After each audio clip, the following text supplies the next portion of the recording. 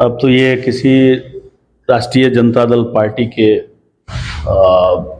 कदावर नेत्री वो हैं और पार्टी के हो गई थी, लेकिन उसके बाद ब्रैकेटिंग तोड़ना, सुरक्षा घेरे को पार करना और पत्थर चलाना, आंखों में मिर्ची का पाउडर डालना, प्रकाश नारायण ने केंद्र सरकार के विरुद्ध बिल्कुल फूंका था। ठीक उसी प्रकार से उन्हीं के नक्शे कदम पर, उन्हीं के रास्ते पर चलने वाला उनका मानस पुत्र, उनका शिष्य नीतीश कुमार इसी बिहार के ऐतिहासिक धरती से केंद्र सरकार के खिलाफ फिर शंखनाद किया है। और मैं नमस्कार साथियों, आप देख रहे हैं सच टीवी न्यूज। मैं हूं मंजीत। साथियों, वैसे आपको बता दें कि सीवान जिला आज काफी रौनक हो चुका है और सीवान जिला का नाम हमेशा बिहार में ऊंचा रहा है।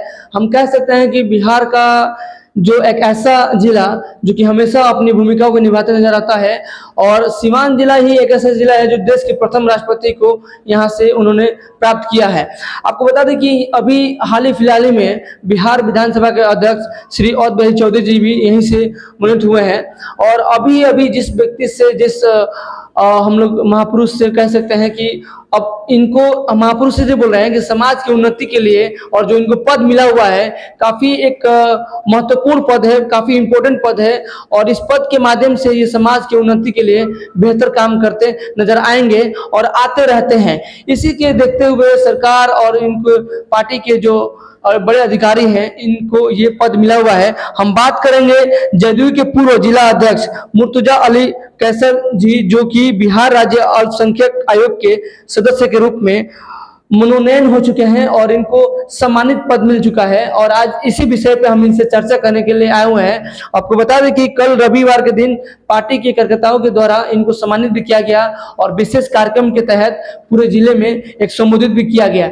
चलिए बात करते हैं, हमारे साथ जुड़ चुके हैं मुर्तजा कैसर अली जी, जो कि आज किसी परिचय की मोहताज नहीं है। और जो पद इनको मिला हुआ है, ये पद एक जुडिशियल पद है, जो कि पद भार मिलने के बाद से इन्होंने कल बयान भी दिया था कि ये जो पद है, अब पद हमें मिल चुका है, लेकिन हम किसी पार्टी विशेष पे अब हम चर्चा नहीं करेंगे। भले हम जदयू के एक बेहतर तरीके से एक सिपाही हैं और उसके बेहतर काम को करते नजर आए हैं, लेकिन अब जो मुझे पद मिला हुआ है, समाज को उन्नति का राह दिखाना है। जो अल्पसंख्यक के जो लोग हैं उनको बेहतर शिक्षा, रोजगार या उन्हें सामूहिक प्रयास के माध्यम से आगे बढ़ाने का एक अहम भूमिका लेकर चलना है। इनके साथ में और भी कई गणमान्य व्यक्ति जुड़े हुए हैं। जिला के महासचिव हैं, प्रखंड अध्यक्ष जी हैं और पार्टी के सदस्य भी हैं, जो कि अपने व्यक्तिगत पर्सनालिटी से हमेशा लोगों के बीच में काम करते नजर आते रहते हैं। तो चलिए बात करते हैं, हमारे साथ जुड़ चुके हैं सर सबसे पहले तो आपको बहुत बहुत ढेरों सारी शुभकामनाएं। और अब आपका चैलेंजिंग जो मतलब वर्क है, एक बेहतर वर्क हो जाएगा, क्योंकि पहले जो आप जिलाध्यक्ष थे, पार्टी को लेकर चलते थे, कहीं भी आपने बातों को रिप्रेजेंट करने में काफी भूमिका निभाते नजर आते थे और आपका नाम भी काफी महत्वपूर्ण भूमिका दौर पे देखा जाता है। लेकिन अब जो पद मिल चुका है, ये पद अब काफी गौरवान्वित पद है, काफी एक रिस्पॉन्सिबिलिटी पद है। इसमें क्या कुछ कहना चाहेंगे सर? सबसे पहले मैं अपनी ओर से आपको, आपके चैनल को और आपके दर्शकों को, आपके व्यूअर्स को कोटि कोटि धन्यवाद देता हूं और सबका अभिवादन करता हूं। देखिए, यह अल्पसंख्यक आयोग, बिहार राज्य अल्पसंख्यक आयोग का जो मुझे सदस्य बनाया गया है, ये निश्चित रूप से इसको काफी सशक्त बनाया है आदरणीय नेता, बिहार के लोकप्रिय मुख्यमंत्री श्री नीतीश कुमार जी ने। और यह राज्य मंत्री का स्टेटस है। अल्पसंख्यक आयोग एक जुडिशियल पावर, जुडिशियल न्यायिक शक्ति निहित है इस आयोग में। और अल्पसंख्यक आयोग में के अंतर्गत अल्पसंख्यक समाज से जुड़ी हुई जितनी प्रकार की समस्याएं हैं, वो चाहे विकास से संबंधित हो या निजी हित से संबंधित हो या समाज से संबंधित हो, हर प्रकार के अल्पसंख्यक से जुड़े समस्याओं का निदान और न्याय के साथ विकास का जो सरकार काम कर रही है, उसमें अल्पसंख्यक समाज की भूमिका, इन तमाम चीज़ों पर न्यायपूर्ण तरीके से अल्पसंख्यक आयोग एक एक अल्पसंख्यक व्यक्ति के दरवाजे पर खड़ा है और किसी प्रकार की अल्पसंख्यक समाज के लोगों को अगर कोई समस्या है तो निश्चित रूप से वो अल्पसंख्यक आयोग का दरवाजा खटखटाएंगे और उनको न्याय मिलेगा। बिहार सरकार की तमाम योजनाओं के लाभ के संबंध में हो या किसी प्रकार का सामाजिक अन्याय के सवाल पर हो या किसी सांप्रदायिकता के सवाल पर हो, किसी प्रकार का कोई समस्या हो तो उसके लिए हम सब से आह्वान करते हैं बिहार के तमाम अल्पसंख्यक समाज के लोगों से। और अल्पसंख्यक समाज के अंतर्गत जैनिस्ट आते हैं, बौद्धिस्ट आते हैं, क्रिश्चियन आते हैं, सिख आते हैं और मुस्लिम आते हैं। इन तमाम समाज के लोगों से मैं आह्वान करता हूं कि आयोग का दरवाजा खटखटाइए, आयोग का सहयोग लीजिए और सरकार की तमाम उपलब्धियां आपके दरवाजे पर दस्तक दे रही हैं, उसका लाभ उठाइए। इसके लिए मैं आयोग के सदस्य के रूप में जिसका राज्य मंत्री का स्टेटस है, ये महत्वपूर्ण पद है और मैं अपनी ओर से अल्पसंख्यक समाज के बीच में जाकर और तमाम चीज़ों से सरकार की उपलब्धियां और सरकार के जो 18 वर्षों में 19 वर्षों में बिहार के लोकप्रिय मुख्यमंत्री आदरणीय नीतीश कुमार ने जो अल्पसंख्यक समाज के लिए जो काम किया है, जो विकास की योजनाएं चलाई हैं, उन तमाम योजनाओं का बखान आम जनमानस तक पहुंचाने में मैं सफल रहूंगा। मैं आपको आश्वस्त करता हूं और आपके माध्यम से अपने नेता और बिहार सरकार के मुखिया आदरणीय नीतीश कुमार को भी आश्वस्त करना चाहता हूं कि जिस उम्मीद और जिस भरोसे के साथ उन्होंने मुझे आयोग का सदस्य बनाया है, मैं उन तमाम उम्मीदों पर खरा उतरने का काम करूंगा और निश्चित रूप से एक एक योजना, एक एक चीज, सरकार की उपलब्धियां एक एक अल्पसंख्यक व्यक्ति के घर तक पहुंचेंगी। और आपने जो बात बोला सर, बहुत अच्छा बात बोला कि एक एक योजना एक एक धरातल पे काम दिखेगा। अल्पसंख्यक के जो भी उनके चाहने वाले लोग हैं, जो उनको मतलब उपभोक्ता हैं, उनको बेहतर तरीके से लाभ मिलने का फायदा मिलेगा। लेकिन अब तक देखा गया है कि इससे पहले बहुत सारे सरकारी योजना चलाती है अल्पसंख्यक के मामलों में, लेकिन अब तक उनको फायदा नहीं मिल पाता था। इस पे क्या कहेंगे? नहीं, देखिए, फायदा नहीं मिलने के स्थानीय कुछ कारण रहे होंगे, लेकिन ये सरकार न्याय के साथ विकास करती है और हर प्रकार की जो योजना नीतीश कुमार ने बनाया है समाज के सभी वर्गों के लिए, ऐसा नहीं कि किसी समाज विशेष के लिए ही योजनाएं उन्होंने चलाई हैं, लेकिन समाज के सभी वर्गों के लिए, हिंदू, मुसलमान, सिख, ईसाई, पिछड़ा, अगड़ा, अति पिछड़ा, दलित, महादलित, स्त्री, पुरुष, सबके लिए उन्होंने काम किया है। लेकिन अल्पसंख्यक समाज के लिए जो उन्होंने काम किया है वो अद्वितीय है, इसलिए कि उनके मुख्यमंत्री बनने से पहले और आजादी के बाद इस बीच में बिहार में कोई ऐसा मुख्यमंत्री नहीं हुआ जिसने इतनी योजनाएं अल्पसंख्यक समाज के लिए चलाई हों।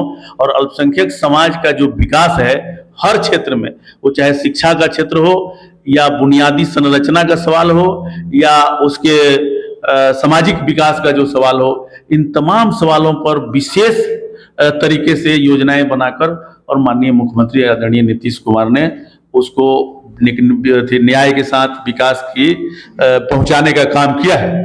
अच्छा सर, अब आने वाले समय में लोकसभा का चुनाव आ रहा है और देखा जा रहा है कि आपकी जो पार्टी है काफ़ी शानदार तरीके से बीजेपी का विरोध कर रही है और महागठबंधन का मतलब जो आला है एक तरीके से आपकी पार्टी संभाल रही है। महागठबंधन को मतलब संभालने वाला पार्टी आपके जो नेता हैं नीतीश कुमार जी, वो उसको कमान कर रहे हैं और उन्होंने बड़ी बेवकूफ़ी से कहा है कि बीजेपी की हम साथ रहकर कहीं ना कहीं हमारा अंधकार का थोड़ा सा जीवन रहा है। तो लगता है कि उनके साथ जैसे हट गए और आप लोग आ गए हैं कांग्रेस पार्टी को लेकर, फिर से आरजेडी को लेकर, माले को लेकर। तो लेकिन बहुत सारे लोग कमेंट भी करते हैं कि जंगल राज 2 का भी सामना करने का मौका मिल रहा है लोगों को। तो क्या लगता है कि इन सभी कठपुतलियों का जो मतलब दांव पे चल रहा है, क्या आने वाले समय में कितनी बड़ी बदलाव आ सकती है? देखिए, एक कहावत है कि उमर खयाम की रुबाई कागज पर लिखने के बजाय अगर पत्थर पर लिख दिए जाएं तो उसके मानी नहीं बदलते। ठीक उसी प्रकार से रामायण, गीता और रामचरितमानस, इन तमाम जो ग्रंथ हैं, धार्मिक ग्रंथ, या कुरान या बाइबिल, इनके श्लोकों को, कुरान के सूरे को कागज पर लिखने के बजाय अगर पत्थर पर लिख दिया जाए तो उसके अर्थ में कोई परिवर्तन नहीं होता है, कोई बदलाव नहीं होता है।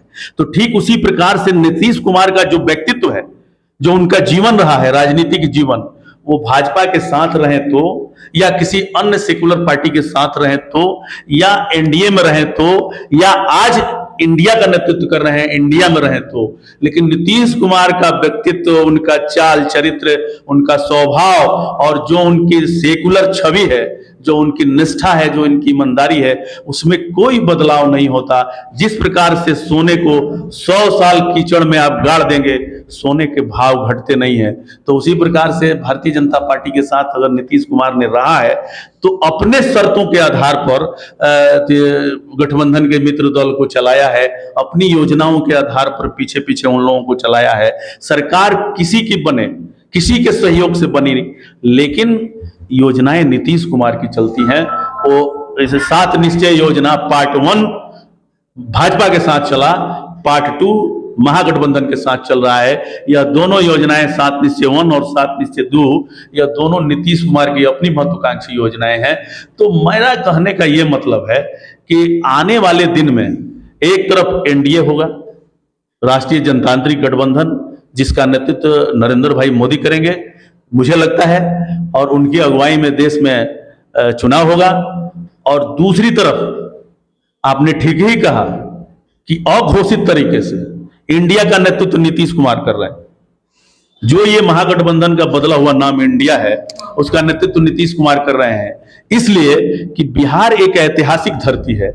और जिस प्रकार से जयप्रकाश नारायण ने 1974 में पूरे भारत के सरकार के खिलाफ जो शंखनाद किया था बदलाव का, और पूरे भारत से केंद्र सरकार खत्म हो गई थी और सभी राज्यों में हार गई थी, और वो आंदोलन, उसका नेतृत्व आदरणीय स्वर्गीय लोकनायक जयप्रकाश नारायण ने किया था बिहार के ऐतिहासिक धरती से। और उस आंदोलन में वर्तमान आदरणीय नेता नीतीश कुमार जयप्रकाश नारायण के सानिध्य साथ साथ रह के उनके शिष्य के रूप में बिहार के ऐतिहासिक धरती पर उन्होंने काम करने का काम किया। आज फिर इतिहास दोहराने जा रहा है और पूरे देश का केंद्र बिंदु बिहार की धरती बनी है, और यहीं से शुरुआत किया है। और यहीं बिहार में इंडिया के सभी घटक दलों की बैठक बिहार में बैठाकर, बुलाकर, और नीतीश कुमार ने फिर उसी प्रकार से, जिस प्रकार से लोकनायक जयप्रकाश नारायण ने केंद्र सरकार के विरुद्ध बिगुल फूंका था, ठीक उसी प्रकार से उन्हीं के नक्शे कदम पर, उन्हीं के रास्ते पर चलने वाला उनका मानस पुत्र, उनका शिष्य नीतीश कुमार इसी बिहार के ऐतिहासिक धरती से केंद्र सरकार के खिलाफ फिर शंखनाद किया है। और मैं समझता हूं कि वो आंधी पूरे भारत को अपने कब्जे में ले लिया था, बिहार से चली हुई आंधी इस बार भी बिहार से चली हुई आंधी नीतीश कुमार के नेतृत्व में पूरे भारत से भारतीय जनता पार्टी का सफाया करेगी, और इस देश में इंडिया की हुकूमत बनेगी, इंडिया का राज चलेगा, और नीतीश कुमार के विचारों के अनुरूप और उनके योजनाओं के अनुरूप भारत देश में सरकार चलेगी। सरकार का मुखिया कौन होगा ये बाद में जनता तय करेगी, लोग तय करेंगे, लेकिन उस सरकार पर नीतीश कुमार के विचारों का असर होगा, यह हम लोग कह रहे हैं। आपको मतलब अपने ये बात बोला तो ठीक है, हम पूछ लेते हैं कि आपने कहा कि सरकार का मुखिया कौन होगा, तो राहुल गांधी होंगे कि नीतीश कुमार होंगे? नहीं, ये तो घटक दल के सभी नेता, शीर्ष नेतृत्व तय करेंगे कि नेता कौन होगा। लेकिन नीतीश कुमार, मैंने पहले ही कहा आपसे कि नीतीश कुमार की आइडियोलॉजी और ये बिहार का विकास मॉडल भारत पर लागू होगा, इंडिया की सरकार बनेगी और उस पर नीतीश कुमार की विचारधारा पूरे देश में लागू होगी उनकी। अच्छा, हाल ही फिलहाल में पटना में जो कार्यक्रम किया था, बीजेपी के कार्यकर्ता लोग, उन पे लाठीचार्ज हुआ, और लाठीचार्ज करने के बाद से बीजेपी के जो भी कार्यकर्ता हैं, जो कमान के अधिकारी हैं, वो सभी लोग एक आक्रोश में आकर और जनसंपर्क का एक अभियान शुरू कर दिया है पूरे बिहार में। और अभी हाल ही फिलहाल में सम्राट चौधरी जी सीवान आगमन किए थे, और उन्होंने कहा कि इसका जवाब जनता देगी आने वाले समय में, और बिहार की जनता नीतीश कुमार को उखाड़ कर फेंक देगी। इस पर क्या कहेंगे आप? देखिए, लोकतंत्र में आंदोलन करने का, प्रदर्शन करने का सबको अधिकार है, और सरकार के खिलाफ कोई प्रदर्शन अगर कर रहा था तो ये उचित है, लेकिन उस परिस्थिति में कुछ नियम हैं, शर्तें हैं, और निश्चित रूप से उस नियम और शर्तों को अगर तोड़ते हैं, वो चाहे कितना हो कदावर व्यक्ति हो, जो डेमोक्रेसी का जो नियम है, उस नियम को उन लोगों ने तोड़ने का प्रयास किया था। शायद उसकी जांच भी चल रही है, और प्रशासन के लोग जो सुरक्षा कर्मी थे, उन लोगों को भी उन लोगों ने परेशान करने की कोशिश की थी, उनको आक्रोशित करने का इन लोगों ने एक तरीका अपनाया था। कुछ ऐसा पदार्थ इनके भीड़ से पुलिस वालों के आंख में लगी थी, जिसके वजह से उन लोगों के आंखों का इलाज कराना पड़ा था, और काफी तकलीफें झेलनी पड़ी थी। तो पुलिस आक्रोशित हो गई थी, लेकिन उसके बाद ब्रैकेटिंग तोड़ना, सुरक्षा घेरे को पार करना और पत्थर चलाना, आंखों में मिर्ची का पाउडर डालना, ये सब काम उस उग्र भीड़ ने किया था। तो निश्चित रूप से उस उग्र भीड़ का हिस्सा भारतीय जनता पार्टी के कदावर जो लोग नेता थे, वो अपना नेतृत्व अपने ही आला कमान के पास चमकाने के लिए इस तरह की लाठियां खाने का इन लोगों ने नाटक किया। और जैसे कहा जाता है कि आप बैल मार मुझे, इस प्रकार का इन्होंने पुलिस वालों को न्योता दिया, इस प्रकार से उद्वेलित किया, उसको प्रताड़ित किया कि वह खुद आप पर लाठी चलाने पर मजबूर हो गए। अच्छा सर, अंतिम सवाल, सीवान का लोकसभा के बारे में क्या आपका राय है? हम फिर कहेंगे कि इस सीट को लेकर आप क्या सोचते हैं? देखिए, सीवान में इतना जानिए कि हमने पहले ही कहा कि एनडीए के खिलाफ इंडिया लड़ेगा, यानी राष्ट्रीय जनतांत्रिक गठबंधन के खिलाफ इंडिया का कोई एक उम्मीदवार होगा। और वो कौन होगा, ये समय ये समय पर नहीं, ये समय पर हमारे पार्टी के जो अधिकृत प्रवक्ता हैं, जो हमारे पार्टी के अधिकृत लोग हैं, जब समय आएगा तो उसकी घोषणा हो जाएगी। अच्छा सर, थोड़ा पार्टी से हट के बात करते हैं, क्योंकि आप जिस विंग से आते हैं और अल्पसंख्यक के अब एक बड़े अधिकारी आला हो चुके हैं, डॉक्टर मोहम्मद साहबुद्दीन साहब, जो कि इस समुदाय के बड़े एक नेता, कदावर नेता थे और हैं, हम शायद हमें लगता है कि रहेंगे भी। उनकी धर्मपत्नी हिना साहब एक मतलब आवाज देती हैं तो पूरे बिहार की अल्पसंख्यक या पूरी आवाम उनके साथ खड़ी रहती है। कहीं ना कहीं आरजेडी ने उनके साथ नजरअंदाज करने का एक खेल शुरू किया था। अब हमें लगता है कि इस नजरअंदाज उनको किया गया है और अब तक उनको कहीं मतलब एक बड़ी उपलब्धि नहीं मिल पाई है। जैसे अभी मांग भी हो रहा था कि राज्यसभा में उनको सीट मिलना चाहिए। अभी एक मुखिया संघ के अध्यक्ष हैं, वो भी मांग कर रहे हैं कि उनको उप मुख्यमंत्री का दर्जा अब हो जाना चाहिए था। तो उनको इस तरह का मूवमेंट मतलब दिखाने का प्रयास कर रहे हैं। तो क्या लगता है कि वो कितने कथन सही है इस मामले में? देखिए, अब तो ये किसी राष्ट्रीय जनता दल पार्टी के कदावर नेत्री वो हैं, और पार्टी के अंदरूनी मामले हैं। किसको कौन पद मिलेगा नहीं मिलेगा, ये तो उस पार्टी के या किसी भी पार्टी के का जो कोई नेता है, तो उसके जो आला कमान होते हैं या उसके जो रणनीतिकार होते हैं, इन तमाम सवालों का जवाब वो लोग दे सकते हैं। लेकिन एक लाइन आपने कहा कि भाई चाहने वाले समर्थक, तो जो लोकप्रिय नेता होता है, नेत्री होती हैं, तो उनके चाहने वाले समर्थक होते हैं। तो उन सबकी इच्छा होती है, चाहने वालों की इच्छा होती है कि हमारा नेता उप मुख्यमंत्री ही क्या मुख्यमंत्री बने।